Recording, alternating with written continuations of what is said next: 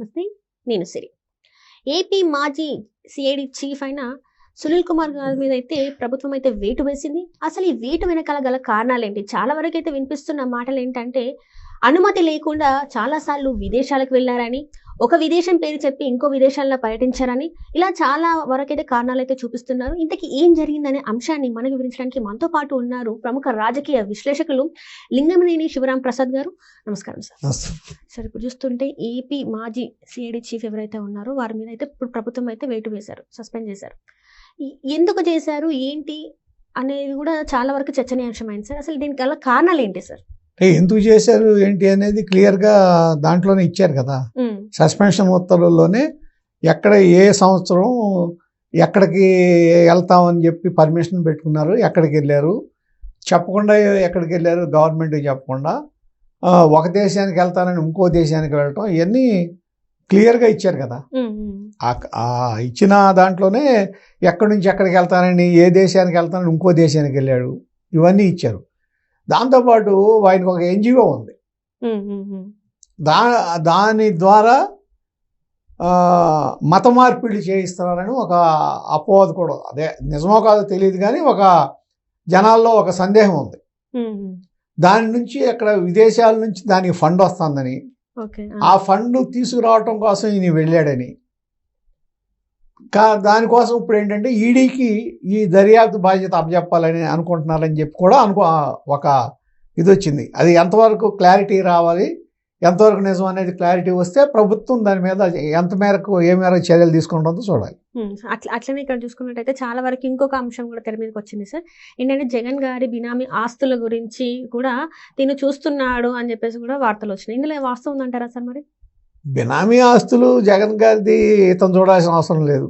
ఆయన చాలా మంది బినామీలు ఉన్నారు. ఆయన ఆస్తుల గురించి ఈయన చూడాల్సిన పని లేదు. కానీ కాకపోతే ఏంటంటే ఆయన చెప్పినట్టు ఈయన చేశాడు కాబట్టి రఘురామకృష్ణరాజు గారి విషయంలో కానీ, లేకపోతే చంద్రబాబు నాయుడు గారి అరెస్ట్ విషయంలో కానీ, అలాగే మన అచ్చెన్నాయుడు గారి అరెస్ట్, ఇటువంటి చాలా జరిగినాయి కదా. వీటిలో ఆయన చెప్పినట్టు ఒక రూల్ ఆఫ్ లా లేకుండా, ఒక పద్ధతి ఇది లేకుండా ఏదనుకుంటే అది చేసిన విధానం చూసాం. ఇప్పుడు అచ్చెన్నాయుడు గారి కేసులో అయితే డైరెక్ట్గా హైకోర్టే దాని మీద స్టిచర్స్ ఇచ్చింది. అసలు ఏమీ లేనప్పుడు ఎట్లా అరెస్ట్ చేస్తారన్నారు. ఇప్పుడు సేమ్ అదే చంద్రబాబు నాయుడు గారి ఇష్యూలో కూడా ఏం జరిగిందని అరెస్ట్ చేశారు. అవును సార్. ఇంకొకటి, గవర్నర్ గారి పర్మిషన్ తీసుకోకుండా అప్పుడు చంద్రబాబు నాయుడు గారు మాజీ ముఖ్యమంత్రి, ఒక మాజీ ముఖ్యమంత్రిని ఎలా అరెస్ట్ చేస్తారు? ఇది కూడా ఒక ఉంది. దానికి అరెస్ట్ చేసిన తర్వాత చెప్పామన్నారు, అట్లా ఎట్లా ఇన్ఫార్మ్ చేసామన్నారు. వాళ్ళ ఇష్టం. ఆ రోజు రాజ్యాంగం అట్టుంది. వాళ్ళు దాన్ని ఏ విధంగా కావాలంటే ఆ విధంగా మలుచుకున్నారు. ఆ విధంగా చేయబట్టే కదా సునీల్ కుమార్ ఇవాళ ఇరుక్కుంది అన్నిట్లోనూ. ఇట్లాగా ఒక రూల్ లేకుండా, రూల్ ఆఫ్ లాని పాటించకుండా, ఒక పద్ధతి ప్రకారం ఏమీ చేయకుండా ఆయన ఇష్టం వచ్చినట్టు చేయబట్టి, జగన్మోహన్ రెడ్డి గారిని మెప్పుదల కోసం చేయబట్టే ఇవాళ ఇన్ని ఇబ్బందులు పడుతున్నాడు కదా. అంటే ఇక్కడ ఇదంతా కూడా ఒక వార్త ఎట్లా అంటే, చాలా మంది ఆఫీసర్స్ జగన్ గారి కార్యకర్తలాగా చేశారు కానీ ఎవరు కూడా ప్రభుత్వానికి ప్రజల కోసంగా అయితే చేయలేదు అని చెప్పేసి అయితే ఒక వార్త కూడా ఉంది సార్. నిజంగానే కార్యకర్తలాగా వ్యవహరించినట్టే అనిపిస్తుంది కదా. ఎవళ్ళైతే ఆ విధంగా ఉన్నారో వాళ్ళకే ఆయన అందలం ఎక్కించారు. మిగిలిన ఇప్పుడు ఈయన కానీ, అలాగే ఇప్పుడు ఈ సునీల్ కుమార్ కానీ, అట్లాగే చాలా మంది, ఇప్పుడు ఈ జవహర్ రెడ్డి గారు ఉన్నాడు, అలాగే ఇంకొక ఆయన పర్సనల్ ఆఫీసర్ ఉన్నారు, ఐఏఎస్లు, వాళ్ళ ద్వారా మొత్తం నడిపించేశారు. ఎవరైతే ఆయనకు అనుకూలంగా మాట్లాడారో, అనుకూలంగా ఒక రూలు ఇది పాటించకుండా ఆయనకి సంతోషం కలిగించేదట్టు ఎవరు చేస్తారో వాళ్ళనే ఆయన సెలెక్ట్ చేసుకుని మంచి మంచి పదవుల్లో పెట్టారు. కాబట్టి వాళ్ళు అదే విధంగా ప్రవర్తించారు. ఆ ప్రవర్తించిన వాళ్ళందరూ ఇవాళ ఇబ్బందులు పడుతున్నారు. ఇప్పుడు కాదంబరి జట్వానీ కేసు ఉంది.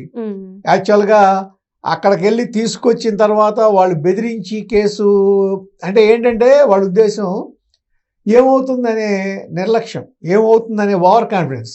ఏమవుతుందంటే వాళ్ళు అనుకున్నట్టు ఇంకా 30 సంవత్సరాలు వాళ్ళే ఉంటారు అనుకోని ఒక ధీమాతో ఇట్లా చేశారా, లేకపోతే మమ్మల్ని అసలు ఎవరు ప్రశ్నించే గొంతుక లేదు అని ఒక ధైర్యంతో చేశారు? 30 సంవత్సరాలు జగన్మోహన్ రెడ్డి గారు ఉంటారు, ఇంకోళ్ళు ఉంటారని కాకుండా మేము ఐఏఎస్లు ఐపీఎస్లు మేమంతా ఒక ఇది మా కులం ఐఏఎస్ కులం, మా కులం ఐపీఎస్ కులం. మేము తప్పు చేసినా మా పైన వాళ్ళు కాపాడుతూ ఉంటారు అనే ఒక ఓవర్ కాన్ఫిడెన్స్. అట్లాగా ఎలబట్టి, లేకపోతే ఒక సినిమా యాక్టర్ని తీసుకొచ్చి 2 రోజులు అక్కడ ఉంచి ఆ విధంగా ఇబ్బంది పెడతామంటే ఎంత ధైర్యం ఉండాలి? అది వాళ్ళకి అవసరం ఏంటి? అసలు ఐపీఎస్కి అవసరం ఏంటి? అంత పెద్ద ఆఫీసర్లకి అవసరం ఏంటి? ఆ విధంగా చేయాల్సిన అవసరం ఉంది. వాళ్ళు దాని మూలన 3 సీనియర్ ఐపీఎస్ సస్పెండ్ అయ్యారు కదా. ఇప్పుడు వాళ్ళ సునీల్ కుమార్ గారు సస్పెండ్ అయ్యాడు కదా. ఈ సస్పెండ్ కూడా వీళ్ళు పాజిటివ్ గా చెప్తున్నారు కదా. సెకండ్ ప్లేస్ లో ఉన్నారు, అందుకే సస్పెండ్ చేశారు, రేపు డీజీ అవుతా ఇట్లా అని చెప్పేసి. సునీల్ కుమార్ ఆయన 9వ ప్లేస్ లో ఉన్నాడు. సీనియారిటీ లిస్ట్ లో 9వ ప్లేస్ సునీల్ కుమార్ ఇప్పుడు ఇవాళ. అంతేగాని సెకండ్ ప్లేస్ కాదు. 9 మంది తర్వాత కానీ ఆయన 8 మంది తర్వాత కానీ ఆయన ఇట్లాంటివన్నీ తీసుకొస్తున్నారు తెరపై. అంటే అదే ఏంటి, వాళ్ళ సోషల్ మీడియాలో ఈ విధమైన సానుభూతి తీసుకురావాలని తప్పుడు ప్రచారం. అంటే గతంలో చూసాం కదా మనం 2014 నుంచి 19 వరకు 42 మంది డిఎస్పీల్లో 35 మంది కమ్మాళ్ళు అని చెప్పి, కమ్మ సామాజిక వర్గం అని చెప్పి వెళ్ళి ఎక్కడ రాష్ట్రపతి భవన్ ముందు రాష్ట్రపతికి పిటిషన్ ఇచ్చి వచ్చి వాళ్ళ కార్యాలయాల్లో బయటకు వచ్చి స్టేట్మెంట్ ఇచ్చారు, ప్రెస్ మీట్ పెట్టి. తీరా చూస్తే ఉందెవరు, ఎంతమంది? 4. అంటే ఆ అబద్ధాలని నిజం చేయగలం, అబద్ధం ఆడితే నమ్మించగలం అనే ఉద్దేశం వాళ్ళకి బాగా నాటుకుపోయింది. అంతేగాని సిచ్యువేషన్ మారింది. ఆ రోజున మనం ఈ విధంగా అబద్ధాలను నమ్మేమని ప్రజలకు అర్థమైంది అనేది వీళ్ళకి అర్థం కావట్లా. ఒకసారి మోసపోయిన తర్వాత ఆ మనిషి క్రెడిబిలిటీ పోయింది కదా. క్రెడిబిలిటీ పోయిన తర్వాత నమ్మరు ఏం చెప్పినా. కానీ ఇప్పుడు ఏమంటున్నారంటే జగన్మోహన్ రెడ్డి గారు జమిలీ ఎలక్షన్స్ వస్తాయి, ఇంకా చంద్రబాబు నాయుడు గారు 2 సంవత్సరాలు కూడా ఆయన టైం లేదు, మేమేంటో చూపెడతాం. ఇప్పుడు జరిగే అరెస్టులన్నీ కూడా అక్రమ అరెస్టులే. ఇందులో అసలు ఎలాంటి అంటే అరెస్ట్ చేసేంత లేకపోయినా కూడా అరెస్ట్ చేస్తున్నారు, అక్రమ అరెస్ట్ చేస్తున్నారు, కక్షపూరిత అరెస్టులే అని చెప్పేసి మాట్లాడుతున్నారు సార్. అది ఇప్పుడు అదే ఇందాక సునీల్ కుమార్ గారు అన్నారు కదా, మీరు ఇన్ని చెప్తున్నారు కదా, సోషల్ మీడియాలో ఇంత చెప్తున్నారు కదా. మరి రాజేంద్రనాథ్ రెడ్డి గారిని 14వ ప్లేస్లో ఉన్నాయని తీసుకొచ్చి ఎట్టించారు. ఆయన 14వ స్థానంలో ఉన్నాడు, ఆయన్ని తీసుకొచ్చి డీజీపీ చేశారు గౌరవ జగన్మోహన్ రెడ్డి గారు. మరి ఆయన చేయగలిగింది ఈ ఇష్టం వచ్చినట్టు చేసుకునే అవకాశం చంద్రబాబు నాయుడు గారు ఈయనకు కూడా ఉంది కదా. సో అది ఒక విధంగా ఏంటంటే ఒక పసలేని ఆరోపణ, అర్థం పర్థం లేని ఆరోపణ కింద వస్తుంది అక్కడ. తర్వాత ఇంకోటి ఏమన్నారు మీరు? ఇది ఇప్పుడు ఎవరైతే అరెస్టులు జరుగుతున్నాయో ఇవన్నీ కూడా కక్షపూరితంగా చేస్తున్నారు. అరెస్టులు ఏవి కూడా కావాలని పాత అన్ని తీసేసి ఇప్పుడు మా మీద పెట్టి చేస్తున్నారు అని చెప్పేసి అంటున్నారు. ఇప్పుడు వల్లభనేని వంశీ గారిని అరెస్ట్ చేశారు. ఆయన చేసింది తప్ప కాదా? ఆ కేసు గురించి కాదు అసలు. ఇప్పుడు అరెస్ట్ అయింది దేని గురించి అరెస్ట్ అయ్యాడు ఆయన? ఆ కేసులో ఎవరైతే దాన్ని గన్నవరం టీడీపీ ఆఫీస్ మీద దాడి కేసుని ఎవరైతే ఫిర్యాదు చేశాడో సత్యవర్ధన్, అతన్ని కిడ్నాప్ చేసి, ఆ సత్యవర్ధన్ని కిడ్నాప్ చేసి అతని చేత మళ్ళా విడ్రాయల్ స్టేట్మెంట్ ఇప్పించి ఇవన్నీ చేశారు కాబట్టి వాళ్ళు ఇరుక్కుపోయాడు. ఇప్పుడు దాంట్లో కక్షపూరితం అని చెప్తున్నారు. ఏదో ఒక వీడియో రిలీజ్ చేశారు వైసీపీ వాళ్ళు. ఏంటంటే ఎక్కడో వైజాగ్లో బట్టలు కొనుక్కుంటున్నప్పుడు వాళ్ళకి తెలియకుండానే వాళ్ళు చేసింది ఏంటి, కొనుక్కుంటుంటే వాళ్ళ పక్కన మళ్ళీ 2 వంశీ గారి మనుషులే ఉన్నారు వాళ్ళ పక్కన. అదే ఆ ఫోటోలో వచ్చింది. అంటే ఏంటి, ఎందుకు వచ్చారు వాళ్ళు? వాళ్ళకేం పని? అసలు నాకు సత్యవర్ధన్ ఎవరో తెలియదు అని చెప్పేసి మాట్లాడుతున్నారు. మరి తెలియనండి ఇంట్లో ఉంచుకున్నాడంటే ఆయన ఎమ్మెల్యేగా అన్నిసార్లు ఎట్ట చేశాడు, మరి అంత నాయకుడు ఎట్ట అయ్యాడని. అంటే ఇప్పుడు నమ్మటానికి కూడా ఇవాళ వెళ్ళి రేపటి వరకు ఉండి నైట్ అక్కడే ఉండి వాళ్ళ ఇంటి దగ్గర నుంచి బయలుదేరి మళ్ళీ ఆయన అనుచరులే తీసుకెళ్ళి వైజాగ్ తీసుకెళ్ళి ఇక్కడ స్టేట్మెంట్ ఇప్పించి విజయవాడలో మళ్ళీ వైజాగ్ తీసుకెళ్ళి వైజాగ్లోనే వాళ్ళ ఇంటి దగ్గరే పోలీసులు పట్టుకుంటే అతను వెళ్ళిపోయి మళ్ళీ స్టేట్మెంట్ ఇచ్చాడు. ఈ విధంగా నన్ను హింస పెట్టారు, కొట్టారు, బెదిరించారు, నా చేత ఆ విధంగా స్టేట్మెంట్ ఇప్పించారు, నాకు ప్రాణహాని ఉంది అని, ఇది వంశీమూలన ప్రాణహాని ఉంది, రక్షణ కల్పించమని అతను స్టేట్మెంట్ ఆల్రెడీ ఇచ్చాడు, మళ్ళీ తిరిగి స్టేట్మెంట్ ఇచ్చాడు. కక్ష సాధింపు అవుతుంది. సరే, పోసాని కృష్ణమురళి అసలు ప్రపంచంలో అంత చదువుకుని, అంత రచయిత, ఒక మంచి మేధావి, మంచి యాక్టరు, అటువంటి వాడు ఆ భాషను మాట్లాడితే ఎందుకు సహించాలి?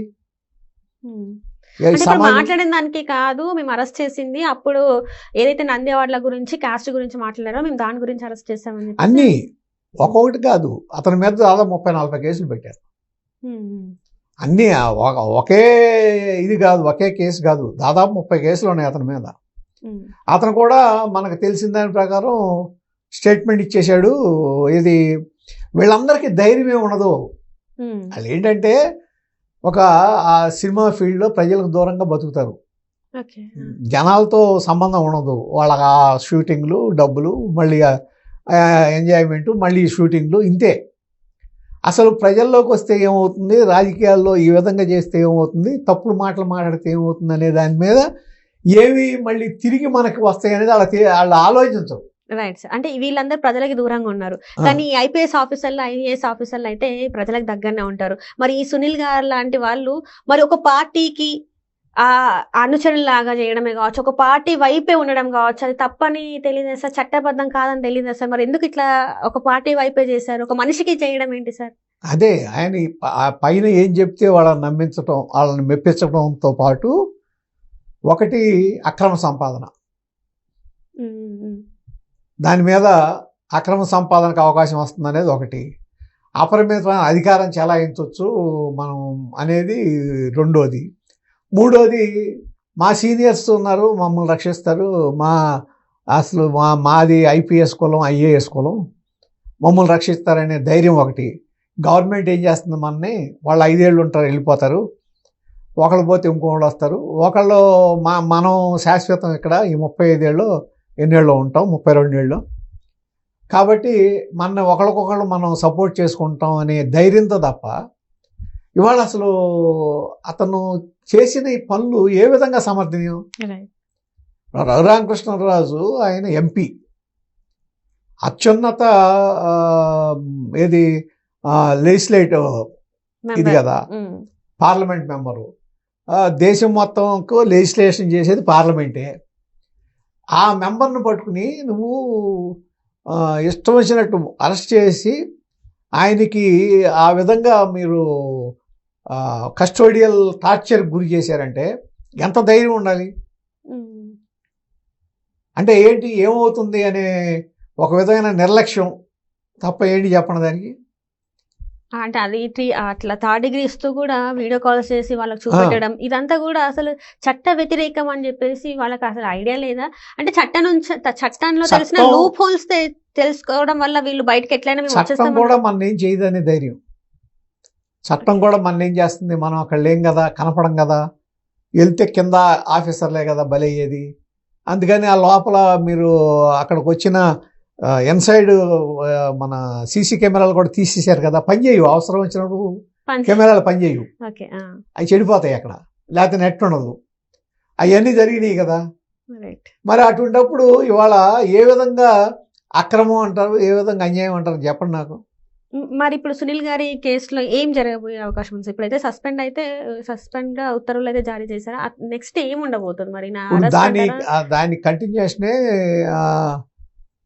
అప్పుడు ఇంకొక ఆయన్ని పిలిపించారు కదా, ఇది బీహార్ క్యాడర్కి వెళ్ళిపోయిన ఆయన ఐపీఎస్ ఆఫీసర్, ఆ టైంలో ఇక్కడ ఉన్నారు, అతన్ని పిలిపించారు ఇవాళే అనుకుంటా, దాని మీద అతన్ని విచారణ చేస్తున్నారు. దాన్ని బట్టి ఆ RRR గారి కేసులో మాత్రం సునీల్ కుమార్ గారు ఖచ్చితంగా బుక్ అవుతారు నా ఉద్దేశం అయితే. దాని నుంచి తప్పించుకోలేడు, ఎందుకంటే తప్పించుకోవాలని చూశారు కానీ ఆయన ఉడుపు పట్టు పట్టాడు ఇక RRR అనే ఆయన. ఎందుకంటే ఇక్కడ ఒకటి ఆలోచించాల్సింది ఏంటంటే, అక్కడ రఘురామకృష్ణరాజు కాబట్టే ప్రాణాలతో బయటపడ్డాడు, అదే సిచ్యువేషన్ కూడా అయితే ప్రాణాలతో బయటపడేవాడు కాదు, అసలు అవకాశం ఉండేది కాదు, ఖచ్చితంగా హార్ట్ అటాక్ వచ్చి పోయాడు అనేవాళ్ళు అంతే, వేరే వ్యక్తి అయితే. కారణం ఏంటంటే ఈయన అక్కడ ఉన్న తర్వాత ఈ పార్లమెంట్లో ఉండటం, అక్కడ ఆయన పరిచయాలు, ఆ పైన కొంతమంది ఆఫీసర్లు కానీ కేంద్ర మంత్రులు కానీ కల్పించుకుంటాం, ఇమ్మీడియట్గా దాని మూలన ఇతను కూడా రఘురామకృష్ణరాజు కూడా అక్కడ ఇది జడ్జి దగ్గర నాకు దెబ్బలు కొట్టారు అని చెప్పిన తర్వాత కూడా మళ్ళా తప్పుడు రిపోర్ట్ ఇప్పించారు ఆ ప్రభావతి చేత, డాక్టర్ ప్రభావతి చేత. ఏం లేదు పెద్ద ఇదేం కాదని. మళ్ళా దాని మీద ఆయన ఇమ్మీడియట్గా పెట్టుకుంటే హైకోర్టుకి, అక్కడి నుంచి సుప్రీంకోర్టు నుంచి వచ్చినట్టు ఉంది అనుకుంటాం. నాకు అంటే సబ్జెక్టు కరెక్షన్ సుప్రీంకోర్టు అనుకుంటా. ఇమ్మీడియట్గా మిలిటరీ హాస్పిటల్ తీసుకెళ్ళి చేయమని చెప్పిన తర్వాత అప్పటికి బయటపడ్డాడు ఆయన. మిలిటరీ హాస్పిటల్కి వెళ్ళిన తర్వాతే ఆయన లైఫ్ సేవ్ అయింది. అక్కడ కూడా మొన్న కూడా చెప్తున్నాడు ఆయన, తీసుకొచ్చిన ఎస్ఐ అక్కడే ఉన్నాడంటే వెళ్ళకుండా. మిలిటరీ హాస్పిటల్లో ఇదంతా అయిన తర్వాత వాయిని మళ్ళీ అరెస్ట్ చేద్దన్నారు కదా, బయటకు వచ్చి చూస్తే ఎస్ఐ వీళ్ళు ఉన్నారంటే ఏంటంటే మళ్ళీ అరెస్ట్ చేయాలంటున్నారండి, అందుకని ఉన్నా అని చెప్పాడు.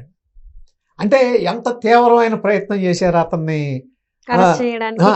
తీసుకోవడానికి. ఒక ప్రజాప్రతినిధిని, అత్యున్నత స్థానంలో ఉన్న ప్రజాప్రతినిధిని ప్రజాస్వామ్యంలో అప్రజాస్వామికంగా ఈ విధంగా పోలీసులు ఎలిమినేట్ చేయాలని చూశారంటే అసలు అది రాజ్యాంగం ఏమనుకోవాలి, ఇదేం రాజ్యం అనుకోవాలి.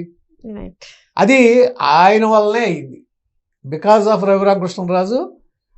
ఆ మనిషి, ఆయన పట్టుదల, ఆ టైంలో వాళ్ళ ఫ్యామిలీ కూడా ఢిల్లీలో ఎవరి దగ్గరికి వెళ్ళాలో ఎవరిని మాట్లాడి ఇవన్నీ చేయటం, తెలుగుదేశం పార్టీ కూడా ఆ టైంలో అండగా నిలబడటం, అక్కడ ఉన్న తెలుగుదేశం పార్లమెంట్ సభ్యులు కూడా ఇమీడియట్గా రెస్పాండ్ అవటం, వీటిలన్నిటి మూలన ఆయన సేఫ్గా బయటపడ్డాడు.